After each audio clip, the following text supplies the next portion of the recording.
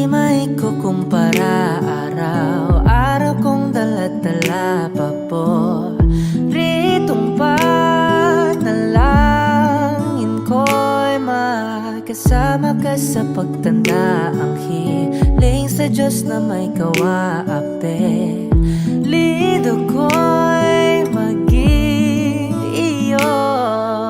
Naglakad ka ng dahan-dahan sa pasilyo tungo sa'kin at hinawakan mo ako't